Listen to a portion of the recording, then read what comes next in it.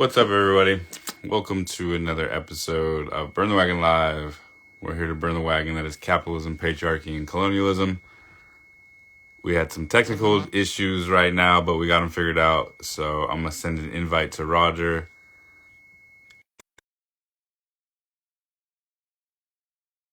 Hope you guys are having a good one so far. It's hot out here on the coast in Point Arena. Hope it's warm or wherever you're at. Hey, we got Hi. it. Okay, cool. So I'm gonna just do a really quick prayer, and then we'll get into the questions and all the topics that we got going for us. So I want to send love to anybody out there suffering from mental health issues. I want to send love to anybody out there suffering from domestic violence issues.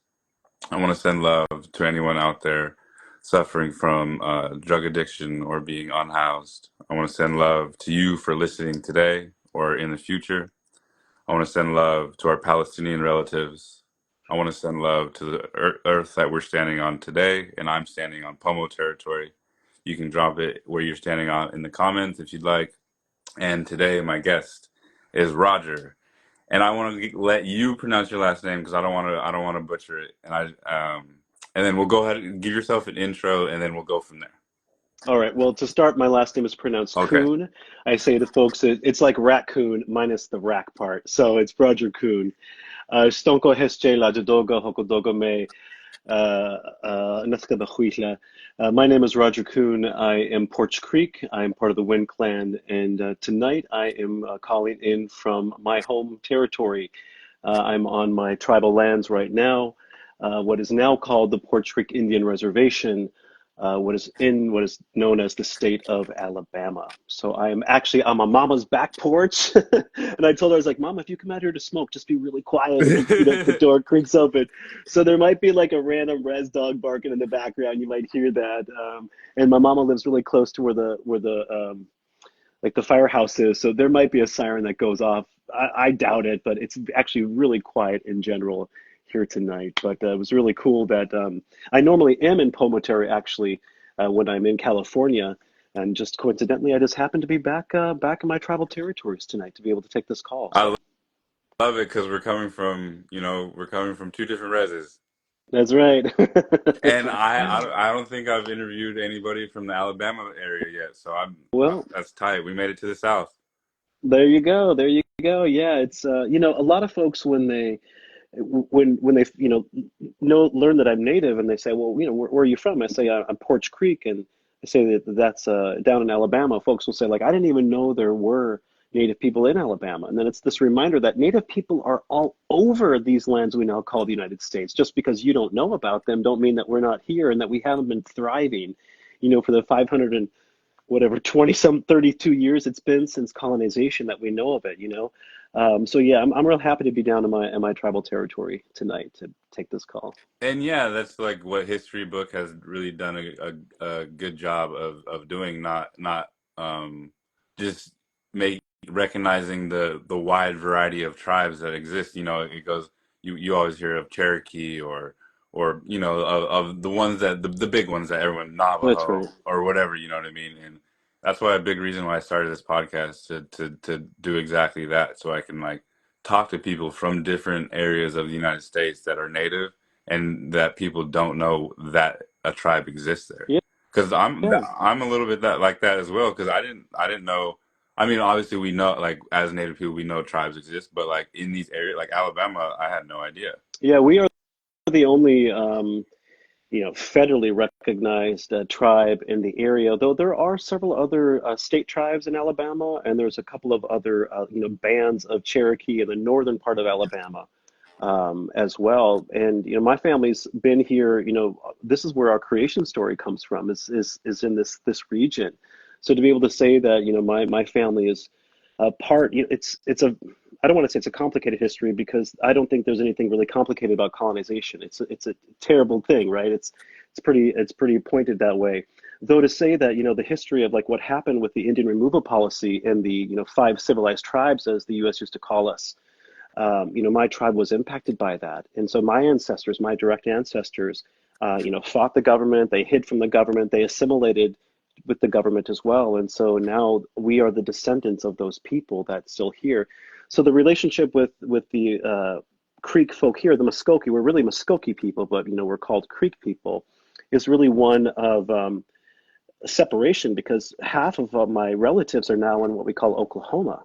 So we're a nation that's really split by the Trail of Tears, and my people are the ones that that stayed here, and sort of the generation that I am now, kind of twice removed from my elders, meaning my elders have passed on. They were sort of the last stronghold of Muskoke language speakers in this area. So we do have language revitalization programs on the reservation as well. But that just started up, fairly recently because for a very long time, Porch, as we know it, was also a very poor area. We're very rural Alabama as well. Though the reservation is located equidistantly between bigger cities like Pensacola, Florida, and Mobile, Alabama. So also geographically, it's a beautiful part of the country. And sometimes I remind myself, I don't care for Florida politics at all. Though when I am on those beaches, it's a reminder that these are my beaches. These are the beaches that my ancestors were walking on. These beautiful, Pensacola has these beautiful white sandy beaches. And it's this reminder that when I touch that sand, it's like I can say, like, this is where my ancestors were. And to be able to have that, to be able to come back here a couple of times a year when I come back to see my mom and my family, it's this reminder of the importance of land and the importance of really being connected to literally the blood that's in this land here, because that's where I come from. Those are my roots. Where does the porch part come from? Well, actually, it was an old rail Oh, station. oh. Um, so it's nothing fancy. It's sort of like this allotment of land that the government gave us was a little train station area called Porch. So that's how we became the Porch Band of Creek Indians. And that is our legal government name, Porch Band of Creek Indians. Though most folks just say Porch Creek. I now say like Muskoke Porch Creek because I think it's really important that folks recognize that we are Muskoke people first, Mhm.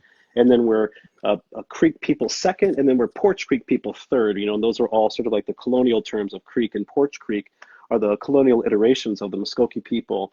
But I've sort of, in my own process of re-indigenization, sort of reclaiming I'm a Muskoke person. Because I know that the Muskoke term is very common in more Oklahoma than we use it here, though we are also Muskoke people. We just go by a different government name. And I like to really point that out to folks. I'm Muskoke first. And you said that your creation story, that's the where your reservation is, that's where your Uh, Not where our reservation is, because of course we got the shit land, like everybody, right? Though this region of what we now call the United States, this is where my people come Mhm. from. And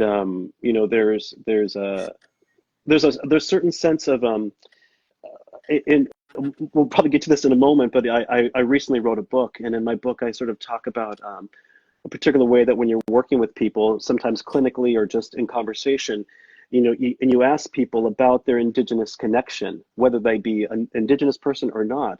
And of all the people that I've interviewed, my mother is the only, not the only one of the very few people I've ever been able to talk to that can say that she is from her territory, like this, she's from here. These are her lands.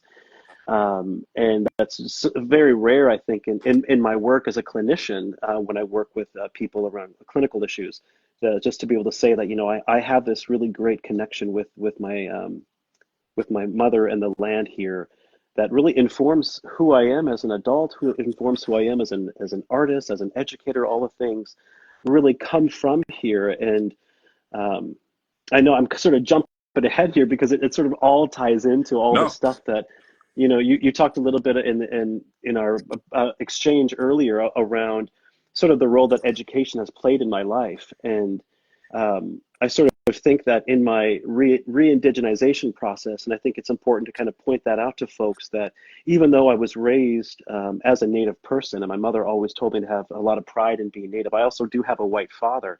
So I was raised in a very bicultural, biracial household.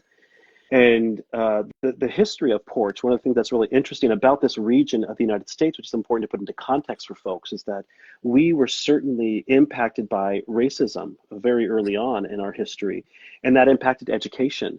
So my grandparents and even my eldest auntie, who's now with the ancestors, they were limited in their access to education. So today I can call myself Dr. Roger Kuhn. I have a PhD now. That would not have been possible. Not one 2 generations ago. So part of the reason why I do what I do and have the education I do is not because I love colonial systems. It's a way that I honor my ancestors who never were able to have access to what I do now. And to me, I feel that, well, if I don't take advantage of this opportunity that I had to go to school and to have my tribe thankfully help me with my education, to pay for my education, not all of it, but they paid for a big portion of it.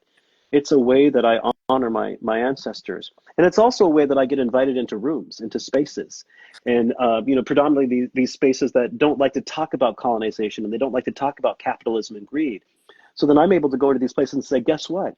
I got the same paper you do, so you will listen to me because you can't deny me now because I jumped through all those hoops you put in place thinking that none of us could get there. Well, some of us do. Woo! Some of us do get through there, right? And so we make sure that once we're through that door, we rip the door off its hinges so it's easier for other people to get in. And that's part of what, I shy away somewhat for calling myself an activist. But I think that's part of my activism is to say that I'm going to show up in these spaces where folks like me have never been allowed, where my grandparents would have never even dreamed to have been in those rooms. And I get invited to them now.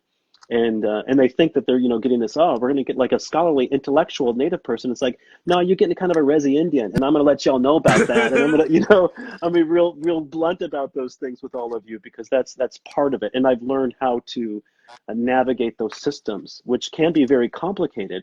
But one of the jokes that I always make is that, don't worry, I speak white fluently. Um, but I also say that I speak indigenous fluently, and that's not to say that I speak for all white people or I speak for all indigenous people or that I know everything about whiteness or I know everything about indigeneity. I just have always existed in those two worlds. My life doesn't know anything different. I don't know anything different. I've always had the influence of my white family and the influence of my native family. My native side has always been what I've been most called to, where I feel most comfortable. Sort of growing up, looking as I do, I know that in certain circumstances, folks can't really tell what I am. I'm sort of ethnically ambiguous. But when I'm down here, when I'm on my land, when I'm in my territory, I look like everybody here. And when folks get real curious about my identity, and some folks sometimes make very ignorant comments about the way that I look, and they might say like, "Well, you don't look native," or "You're white passing," or all these things, and I'm like, "You never met a Muskogee person. You've never met a native person from Alabama, then, because they all look like I look like all of them. We look like each other. We look like this, and that's partially because if we think about the way colonization has worked in these lands we call the United States, my tribe was one of the first impacted by that because we're on the eastern side of things. So we had that first wave of colonialism that hit us brutally in that way. So a lot of us are mixed. And that's the direct impact of colonization. That's sometimes I feel like a conversation a lot of indigenous people don't even want to have. It's sort of like say like, well, we're mixed because, that was a way that folks assimilated to survive in those particular ways. But I also don't shy away from my whiteness because I don't think there's anything wrong with it. I think there's a way that what I do with my whiteness is important to talk about. The privilege that I have because of it, how do I use that privilege? Do I use it to bypass my indigeneity, or do I use it to ignore, or do I use it to fight?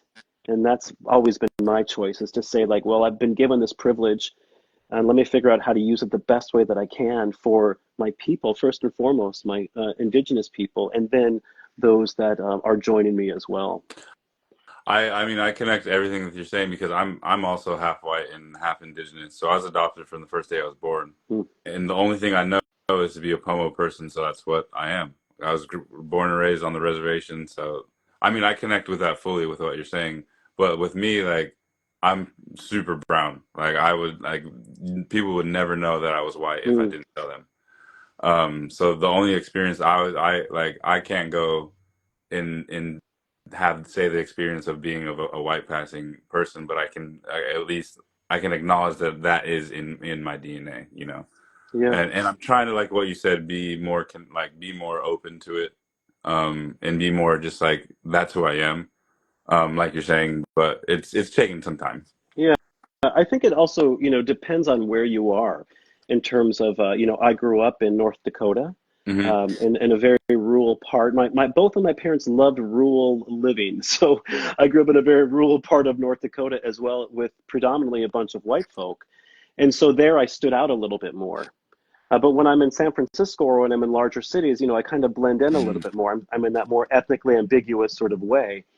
But that's sort of my stuff, right? That's my own journey in the world, to kind of be with those parts of myself that I'm still learning how to be with my identity. And I've really just made the choice, to constantly be in pursuit of understanding that, and understanding what it means to really have the privilege to have opportunities, even like the one I have today, just to sit and chat with somebody about who I am, the life that I've lived, and hopefully help other people heal that have a similar experience that I've had in the world, of sort of navigating those what I call those two worlds, or those two cultures that Yeah. I've been a It, part of. and also going back to what you said about like people saying you don't look native, and that's another reason why I started this podcast, is because people think of the native that, saves the like cares about the earth, which a lot of us do, That's but right. a Yeah, lot of us do, but like that's not the only thing that we exist, the only like realm that we exist in. There's people that's right. that do ceremony. There's people that don't aren't connected to ceremony at all. There's people that live on reservations that practice other religions. That don't even practice their tribe's spirituality or whatever it is. We exist on a huge circle of colors and just backgrounds and all kind of stuff. That's right. That's right. And that's part of the education too. And I'm always also really conscious of getting invited to spaces and getting invited to talk, to sort of let folks know that, I identify as a mixed race native, and that's a very different experience. And I want people to know that, because um, having, again, having that fluency sort of in white culture, I think is something that people need to know, that the reason why I'm comfortable in these systems is because I know them. I grew up in them. I understand them in a way. I've been brutalized by them, yes, and I've learned how to navigate my way through them. Sometimes clumsily, sometimes through fighting, though. I somehow made it out onto the other side, and that's always something that, again, I think is important. But I think we also need to have all kinds of Indigenous representation. It's not just, mixed natives can't be talking for everybody. I know there's been a lot of talk sometimes about those of us that have mixed identities, especially white mixed identities, that we do get favored a lot in the world, because of the access that we have, and because we're very easy for white people to digest, because they can see themselves in us, and they want to claim us the same way they want to claim land, right? And so that's something that I always want to point out too, that I might be of you, but I'm not necessarily part of you, right? Just because I have that similar identity. And I feel the same way about Indigenous people too. Like, I just want to be myself. I want to be who I am, and honor both of my identities, because I love both sides of my family. I've got beautiful ancestors on both sides of my family who love me and have loved me for my entire life. And I just want to give a shout out to them too, that all of it's a beautiful thing. Absolutely. And I think therapy is you it's huge for our communities because, like you said, from colonization, we're still suffering from all that. Yeah. So I think it's have people like you in those spaces representing for us Yeah. is amazing. Thank you. Yeah, I think the therapy world is interesting because, um, when you're studying to become a psychotherapist, and I can only speak of California because that's where my license is. Uh, 95, maybe 98% of everything that you're going to learn comes from a very Eurocentric and very heteronormative perspective. And there is a requirement in the state of California that all psychotherapy students must take this class called multicultural counseling. And that is basically like the buffet of all cultures wrapped into one class. And so you're going to get like maybe one, maybe two articles if you're lucky about doing therapy with Indigenous people. But it's not going to cover it's not going to cover colonization. It's not going to cover missing and murdered Indigenous persons. It's not going to cover Two-Spirit folks. It probably will be something very generic like drug and alcohol treatment. So it's offensive, right? Because it's like, okay, the one article you're going to give me is about drug and alcoholism with Native people, you know, and as a Native student, my entire life, I mean, I've been in the system, the school system academically, you know, from what they call higher education for about 15 years. From I have a associate's, a bachelor's, a master's, and a PhD. So I have all the sort of degrees one can get after a high school degree. And in that entire time, I only had 2 Indigenous professors. That's it, my entire schooling. And so when I was actually a professor for many years, I knew how important it was for those students that were the Native students that were in my class to see a Native person in front of the room teaching. And I also taught American Indian Studies for a while, but I also taught psychology. And so to be able to stand in front of the room and be like, I don't even have to talk about indigeneity. I'm just going to talk about psychology, but it's going to have that Indigenous lens automatically because that's who I am. Mm. It was such a relief to be able to teach that way, but to also then have students see that there's so many ways, like we were talking about a moment ago, so many ways of being Indigenous and doing Indigenous things, and to bring that lens. And we need more writing, trainings about doing mental health work with Indigenous people. There's relatively limited information there about this kind of work. So I've published a few pieces myself, and some other great scholars like Eduardo Duran and Bonnie Duran have done some great work too. And more is needed. Like Healing the Soul Wound is a really great book if you've never read that one. That's a really great book around sort of using mental health to heal. And I just want to point out too that mental health and therapy sometimes gets a bad reputation in BIPOC circles because for a long time, therapy was weaponized against our people. It was used as a tool to control us. And my perspective around therapy is always to bring the cultural lens in. That if we don't talk about culture and if we don't recognize the importance of culture, we will be repeating what our predecessors did before us, and we will be perpetuating the harm. So we need we need cultural training. But I love this idea of culture as not only treatment, but culture as prevention. And that's one of the beautiful things about mental health is that it doesn't have to look like this one-on-one sort of Eurocentric model that we're used to. It can look like that, and that can be a really effective way. But all of my research has pointed to the importance of community as a way to heal. So community ways, talking circles are really important for Indigenous people to see and to be witnessed in their healing and to see others heal, because we know that we can't do this alone. You know, we're a collective people anyway, so we know that we can't do it alone. So the more that we can come together through therapeutic means or other ways, the better off we're going to be. Yeah, and not only like therapy has a bad rep in our BIPOC communities, but especially in our male people that identify as male, just like that's completely like not a thing. Because out Yeah, here, I'm on like a suicide prevention grant for the nonprofit that I work at, and getting people to come into a suicide prevention just talk or whatever it is impossible. You get one person.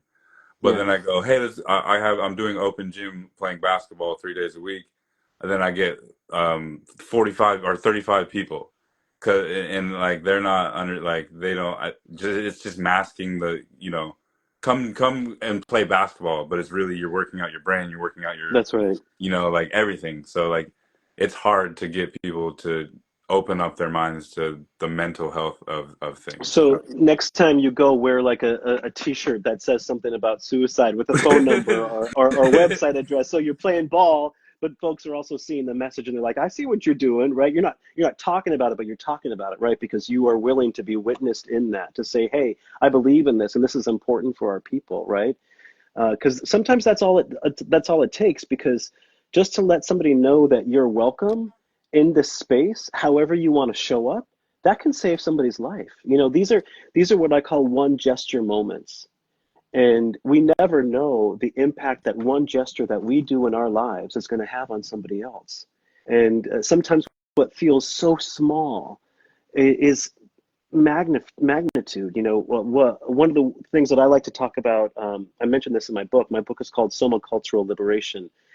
And I talk about how this one gesture in my life was a couple of years ago. I was in San Francisco, and I work with an organization called the Bay Area American Indian Two Spirits, and we were marching in the San Francisco Pride Parade. And the night before, I decided to make a sign that said decolonize sexuality and carry that with me to the parade. And that one gesture in my life is kind of the reason why I'm talking to you today, because it led me to a series of opportunities that opened doors for me and gave me opportunities to sort of talk about things. But before we get off the topic of therapy, I did want to also speak to the capitalistic part of therapy, because therapy, as we know it, is also feeds the capitalism machine. And that's something that um, I'm very aware of, and I'm aware that I am a therapist and it's my business. I have a business that I pay my bills by being a therapist, amongst other things that I do, but that's one of the ways that I pay my bills. And if we're not careful, we fall into that same trap of capitalism, of growing your business, making the most money, being the biggest in the field, getting your name out there. And that's something I've always been very conscious of as a mental health provider, that the way that I conduct myself as a therapist is very different than the way I conduct myself in like the public arena or the public sphere. As a therapist, you're gonna meet Raj. Tonight you're talking to Roger Kuhn, but if I'm working with you as my client, you just meet who I am as a person, and all that other stuff is separate. I gotta survive and pay my bills like everyone else, though I strive to do it in a way that challenges capitalism and challenges colonization and challenges patriarchy and challenges hegemony and all of these systems that I know you strongly believe in. I believe in them too. And again, it's like when we navigate these systems and we fight those systems from within. And that's one of the things that I'm really striving to do in my work, is to fight the system from within, to bring as many people back into the circle so that we can heal. And I do that through therapy, through music, through writing, through public speaking, through educating, through being a son, to being a brother, to being a lover, to being a friend, all the ways in which I do those things. But it is all part of dismantling the system. Yeah, and like we have like you said, we have to pay our bills. We have, like, it's really hard to exist in today's world without having to play into that capitalist system. Like, it's Yeah, incredibly hard. Like, yeah, I wish we can be able to go back to trading with each other and going to that barter and trade, but like at this point in time, like, it's so hard to encourage the majority of people to go back to that, that's because right. so many people are really like in love with consumerism at this point in Oh, their lives, oh yeah, yeah. I mean, and I'm somewhat guilty Oh, of it myself, or at least absolutely. I was for a really long time, and now it's sort of recognizing like, gosh, I have been complicit in these systems myself and not conscious of it, right? And the more that I've become conscious of it, the more that I'm aware of it, the more I go, dang, I didn't realize. And as much as, the funny thing about having a doctoral degree, what I'll say to folks is I have spent as much time unlearning as I have learning. And that's, I think, the beauty of where I've gotten in my education, is that like I'm not done. I might have that, the PhD, but if I could get a PhD in unlearning, I'd also like to do that as well, because there's so much that I have been fed, so much bullshit I've been fed throughout my entire life to force me to assimilate, that I've had to unlearn and unpack that stuff and understand my complicit, how I've been complicit in these systems. And even, I was so appreciative of, you giving a shout out to our Palestinian folk a few moments ago, because before I got on this call, I specifically said, Raj, don't scroll on Instagram, just get on. But of course I scrolled anyway, and I saw about the US vetoing Palestinian, being part of the UN. It's just like all these things that like I've had to like also realize that like I've been so ignorant about Palestine before all this happened. I just didn't know. And there's so much that like I don't know about the world. And I don't want to say I didn't know about the conflict. I knew about the conflict. I just didn't know about it to the depth in which I know now. And the unlearning I've had to do in the past 6, 7 months, like with so many people have done that as well. To me, it's just sort of like I could just start crying right now just to be like, I'm so sorry. I was so ignorant. I would have helped sooner if I knew, because it's like the things that we don't know. And then when we learn it, it's this beautiful quote by Maya Angelou who says, you do your best until you know better. And then when you know better, you do better. And that I live my life that way now. Like, just how can I do better now? How can I help those that are in need right here at Porch where I'm from? How can I help my larger Two-Spirit community? How can I help my larger indigenous population? How can I help the broader world, the Palestinians, the people in Congo, the people in Sudan?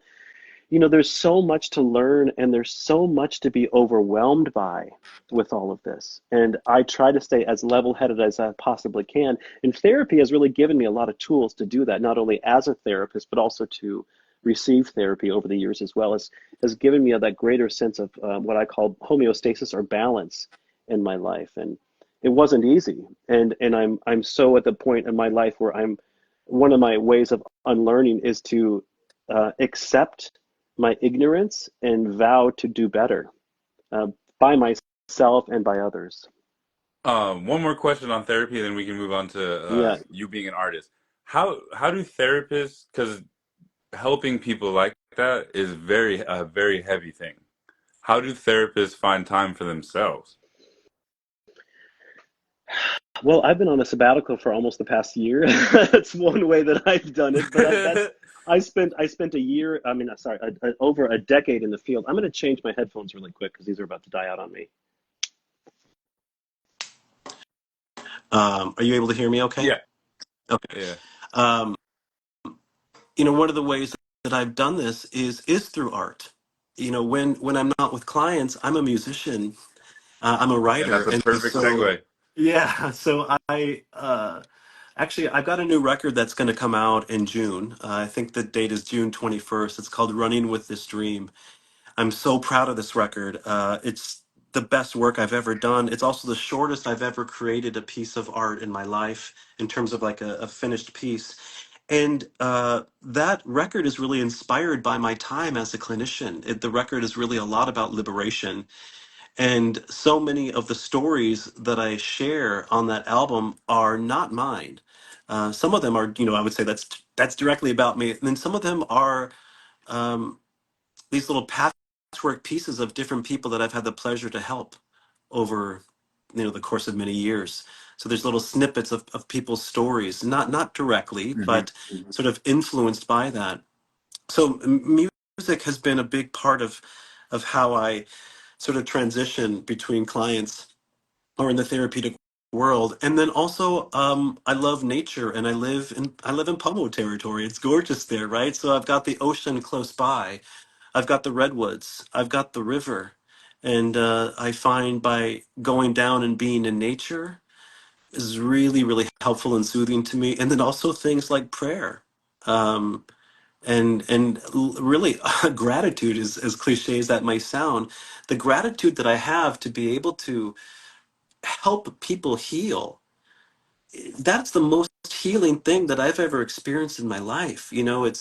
It's this bi-directional process. I believe vulnerability is bi-directional. So if I'm asking someone to sit in front of me and be vulnerable, I too will be vulnerable with them. If your story moves me, I will let you know. I don't hold things in. And that's also sort of that Eurocentric model of therapy, that sort of blank slate where, just nah, if, I'm going to be with you. I'm going to get right in there in your story and I'm going to listen and I'm going to cry and I'm going to get mad and I'm going to laugh with you, because that is about two human beings, or sometimes there's more than one person, but it's about the connection that you have with another human being. And to me, as draining as therapy can sometimes be, doing therapy, it can also be the most soul fulfilling experience in the world. And and I say to folks, hey, if you got a therapist and things aren't working out, find a different therapist. You don't have to stay with the same person. And unfortunately, sometimes folks are limited based on where they live. Though, if you're not limited, and like in California, I see clients all over the state because I do all of my work virtually now. So the beauty is, hey, if you don't like your therapist, find a new one. You will find there is a therapist out there for you who will understand you, who centers decolonization as a part of who they are as a person. Those people exist, and you just have to find them. And if you don't know who they are, I know a lot of them. So reach out to me, and I can connect you with folks. Um, so that's sort of how I do it. And I also have a really cool dog and have a really supportive partner and great family and friends too. So that's also very, very important as well. At what point did you start playing, like getting into doing like just performing and music and everything? Because you play the guitar, right? I do, yeah. I play guitar and I'm a vocalist. And I grew up on a farm, so I've been singing my whole life, and I think that I just had a lot of time as a kid to roam around the farm, and we had a lot of trees and forest on my farm, and I just weave through those lands and sing to the top of my lungs, and eventually, other people started to hear me and say, you're not so bad, kid. And so they would ask me to sing a solo. And before I knew it, I was um, just singing and I loved it. But I was always singing other people's, well, I was always making up my own songs. Um, though most of the time I was like in choruses or I did a lot of musical theater. And then at some point, I just decided to start telling my own story. And what I love about music, and particularly as being a songwriter, is that I can craft a really concise story in about 5 minutes, and I can deliver something to you as the listener to like really open up your heart, or make you think, or make you angry, or help you grieve. And that is transcendent to me as a performer, because that's what music has done for me as a listener. Is it's transcendent to me. And the past couple of nights, actually, um, it was my mom's birthday recently. My mom just turned 75, so happy birthday, mom. And it just so happened that one of my favorite musicians was right in the area this weekend. I was here too, so I got to see her last night and the night before. This artist named Melissa Etheridge, who, as a kid, when I was a teenager growing up, she was somebody that I really looked up to. She was singing songs about queer love. And to me, I was like, I didn't hear that. There was nobody that I was listening to that was singing those kind of stories. And even though she was singing about women, I could resonate. I've been queer my whole life. So just her stories and the way she would sing them, I just felt like I wasn't alone in the world. And I know that I've touched people with my music as well because they've told me as much. And that's just a beautiful thing. um and there was a period in my life where I really wanted to be a rock star. That was like that, I wanted to be a rock and roll star. And now, I say that I am, though it's not because I have like huge album charts, or that I'm, album sales, or I'm on the charts or something like that. It's because I define that. And that's another way that I push back against colonization, is to say that who are you, who is anybody to define to me what a rock star is? I get to decide what that is. I get to live my life based on what I think it should be. And if I say that a rock star is only this colonial Eurocentric perspective of what that means, then I'll never be a rock star. But if I say to myself, I'm happy with who I am, I'm proud of who I am, and I share music, that makes me a rock star. And so now I like really, really embrace that, but in a completely different way. And I've had a really I've struggled a lot with music, but not music, the business side of music, the capitalism part. The capitalistic part of music breaks my heart constantly. Even as much as like about a week and a half ago, I was ready just to like kind of say I can't deal with this, because it's, when I was younger and I was really trying to, make it, as they say, I had a lot more time and energy for it. Though now I'm in my late 40s now, and it's like I ain't got the energy for this anymore. So this album that I'm releasing, I know it's already successful because I've already claimed it. I've already said this is a success. And I think that's part of it too, is that we get to define what success is. Though I will say, one of the things that I have always struggled with as being a native musician is the spaces in which I'm invited in as a native musician, because I don't play powwow music. Although I can play hand drum. I do sometimes sing hand drum songs in my sets, but I'm a predominantly an acoustic singer-songwriter. What I would always sort of call like a rock or alternative country music is sort of my genre. And a lot of native spaces I find these days, they don't have many singers like me anymore. You know, it's a lot of the genre of music in the native circle, at least, you know, if I want to go perform at festivals, like I think heavily favors hip hop music, which is great. I love that. And, you know, it's sort of like you're leaving out these other storytellers as well, storytellers like myself who, you know, back in the day, like, you know, we used to have folks like you know, Buffy, but you know we don't really talk about Buffy anymore. But you know we had artists like Buffy St. Marie, and we have, you know, other artists like Joanne Shenandoah, you know, who play these beautiful acoustic songs. And I wish that more native spaces invited artists like myself in. And so I just say to folks, well, I just go where they ask me to go. I go where I'm accepted. And my new record actually is predominantly a dance record, and I'm very excited about it. And the beats are good, and the stories are even better. So And where can people, when that does come out, where can people find that? it will be on all streaming platforms. Right now, I've got the lead single is called Kaleidoscope, and that's out on Spotify. I think I've got like almost 55,000 streams already that came out in January. And Ooh. yeah, the video's got like 35,000 or something like that already. That's up on YouTube. So yeah, I've met this really great producer who's based in Toronto, Canada, and we just met last summer. And just I was actually booking a tour myself, and I was kind of struggling with trying to get bookings again because I've been out of the music world for a really long time as I was pursuing my PhD and other things. And so I met this guy, and I was like, "Hey, you know, you want to take a chance on me?" And he said, "Okay, let's see how this goes." And as I said, I've written 11 uh, songs with this guy, and that's it. It just kept rolling, and I just happened to be traveling last summer, so the songs were written in the U.S. They were written partially in Canada. They were written in Italy and New York City. I've in California. I've never also traveled.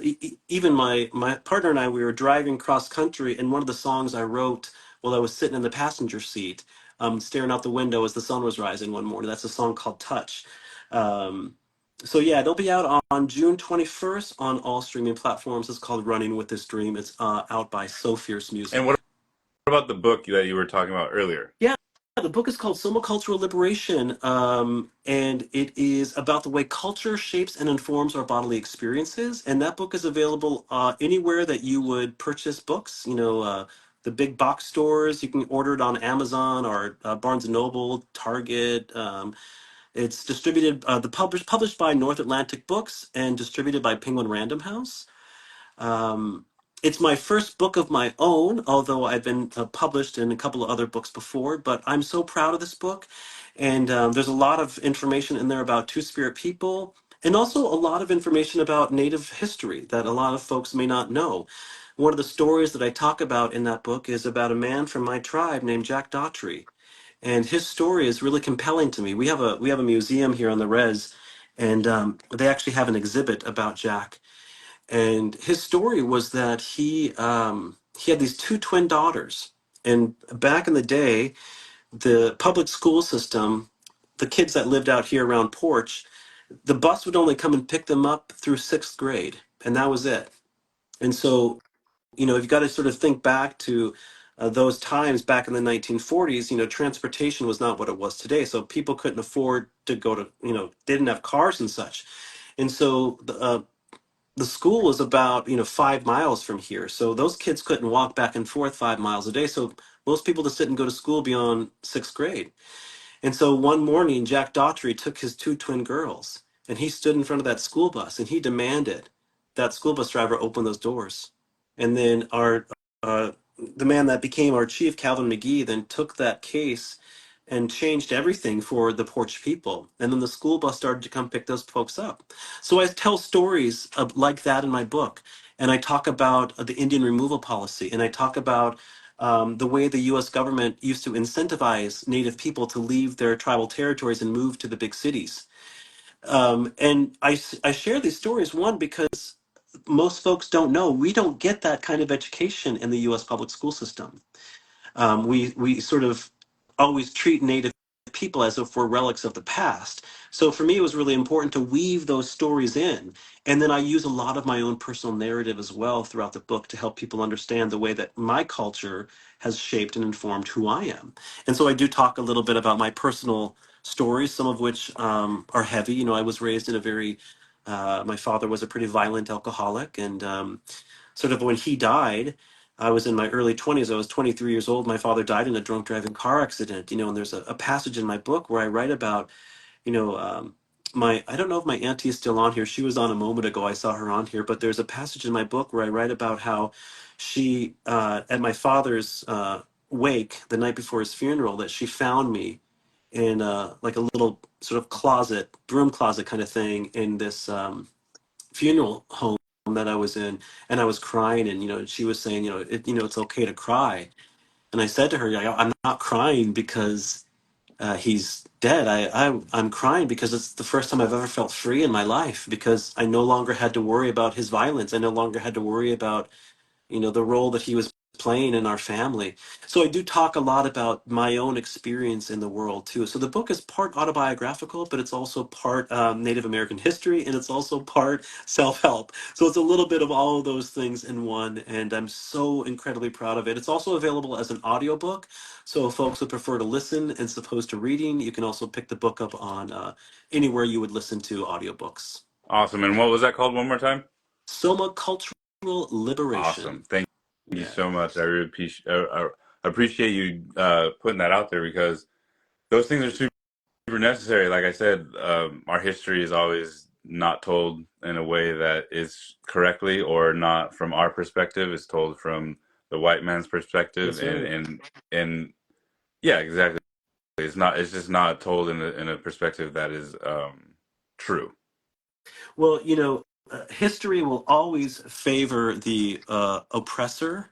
The liberation will always favor the oppressed. And that's so important that we remember that liberation is always on our side because it's, you know, the work that you're doing, the work that our ancestors have done, the work that millions of people are doing. Liberation always favors those that have been oppressed. So we And can rewrite history. We can rewrite history. and I absolutely think it's part of the liberation, it's part of the revolution. You being in these spaces that like you said, they think that, oh, we're gonna get an intelligent native, you know, but you're still in these spaces. No, I'm rezzed out. I'm here. But I That's can right. still speak your language, whatever that may be. You know, if you want me to just speak with these big old words and sound all, That's uh, right. you know, I can still do that, whatever it may be. That's But right. yeah, I really appreciate the work that you do. And Thank there's just you. one last question that I wanted to ask you.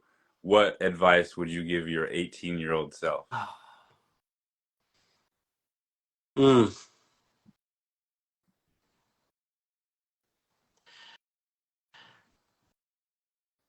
I think that I would tell my 18-year-old self what I would tell my 47-year-old self, which is to keep dreaming, to keep going, to trust yourself, to love more, to learn, to spend more time with your mom. Um, yeah, I think I think I would say the exact same thing to my 18 that I am saying to myself today because all of it remains true. And, you know, it's easy to sort of look back at my 18-year-old self, though, to say that without the experiences I've had between 18 and 47, I would not be who I am today. And so the advice remains true. Just keep fighting, Raj, you know, keep dreaming. And the power of dreams, it can never be underestimated. You know, the fact that we have this gift from creator to dream of what's possible, to see beyond the confinements that we've had as indigenous people, to see beyond colonization, to dream of a world of what it would be like to have liberation be at the core of who we are as a collective of people. I believe in that stuff. My 18-year-old self believed in it too. You know, I've been on the picket lines. My mama brought me on the picket lines when I was a little kid, and I've been an activist and been protesting my entire life. And so, yeah, I think maybe if anything, I would say, like, you know, brush your teeth more, something like that, because I've had a couple of dental things in my adult life. So maybe it'd be like, floss more, Raj, floss. That'd be like the one thing I might pull myself aside and be like, you need to floss more, kid. But other than that, do what you're doing, keep going, believe in yourself. And I think that's what I would say to really anybody out there is just believe in yourself, because if we don't, unfortunately, the way the world is, very few other people will either. And I've always tried to live my life as an example of who I want to be in the world. And I still believe in myself. I'm still trying to believe in myself because I still have my moments of doubt and fear. Though most days I wake up with a lot of gratitude for who I am because of the choices I made along the way. And, I would not have been, I would not be who I am if it weren't for the love of my mom, my sisters, my aunties and uncles, my cousins, my now husband, my friends who've stayed by my side, all the animals I've had the pleasure to love and be loved by. Yeah, or maybe I guess one more thing I'd say was, get a dog earlier in life because I kind of waited. So floss my teeth and get a dog earlier. And believe Those are in probably yourself.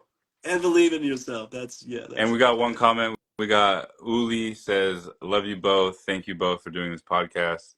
So that's the Kanim, my cousin out of Santa Cruz, who's an amazing two-spirited person, and I love Mm, them so much. And I just had to read that comment because I love them. thank you. But is there any more plugs you want to do real quick before you head out, or anything like that? Well, I would just say, check out on my I put a lot of my stuff on Instagram. So, I'm not the best social media person. I try to do all that stuff, but sometimes I'm like, I can't bother with it. So but that's the sort of the best way to keep in touch with me these days is through Instagram, or you can always check out my website rogerkuhn.com. I post a lot of stuff on there as well. I'm going on tour again. I was on tour last fall. I'll be on tour starting in just in a couple weeks. I'll be up in Seattle doing a book talk. Then I'm in Wisconsin. And then the rest of the summer, I'll be in Rapid City. I'm doing a gig in Rapid City. I got a gig in Fargo, North Dakota, my hometown. I got a gig in Minneapolis, a gig in Boston. I've got my first gig in Spain this year. I'll be international with my music. I'm Woo! so excited You about are a that. rock star. And then I got a gig in New York as well again. So I'll be adding more and more dates as the record comes out and things of that nature. But I would just say mark June 21st. I'm actually going to have an album listening party. So I will send you an invite to that. It's going to be sort of like a global, listening streaming party. I'm just going to host it at home, and folks can like put their headphones on and dance along to my new album. And I'm probably going to have a little Q&A afterward with the producer of the record. And I'm about to shoot a new music video. I'll go back to Toronto in about 2 or 3 weeks, mid-May or something. I'm going up to Toronto to shoot a new music video for a song of mine called The Future, which is all about greed and capitalism and what sort of happens when we stray from the collective unity that we were speaking about earlier today. So I've got a lot of fun stuff going on, and I'm just excited to be able to share it with folks and whoever wants to come along the ride with me. Awesome. I'll be looking forward to that, and I'll make sure to go follow on Spotify and all of that. And I Excellent, thank you. really thank you. Appreciate you coming on, and I learned so much today, and I know people are going to learn a lot from this as well. Thank And I you. look forward to anything that you put out there, and I'll be looking out for those books, those songs, all of it. Appreciate it. Well, in the Skokie, we say Mado, which means thank you. So Mado, Mado, Mado, thank you, thank you, thank you. Yahui, Yahui, Yahui. That's thank you, thank you, thank you. Awesome. And also, if you ever do a show in Pomo territory, I would love to see you I live. You know, well, I'm gonna actually do something in my backyard. I live up in Sonoma County, Okay. and so I'm actually gonna have a little record release party in my backyard. It's gonna be super, super intimate, like 20 people. So I'm not really I'm announcing it right now here, but it's not a public Yeah, thing, yeah. folks. Not everybody's invited to my. I would love to have everybody in my backyard, but my backyard's not that big. Yeah, Um, but if you're around, that's going to be on sometime in June as well. I'll send you an invite to that absolutely. I'd too. love it. Okay. Awesome. Thank you. You're so welcome. Thanks. Bye bye. Awesome. Thank you guys so much for joining in, and go give Dr. Roger Kuhn a follow. Make sure you follow him on Spotify, Apple, or wherever you can stream their music. And yeah, show them love and thank you guys for joining. I really appreciate it. Check us out this Sunday at the Oakland Museum. We'll be interviewing Morningstar Galley. Yuki Resistance will open up the show. And then also May 4th, we'll be having another show in the Bay. Yeah, look for those on our Instagram. Peace and love.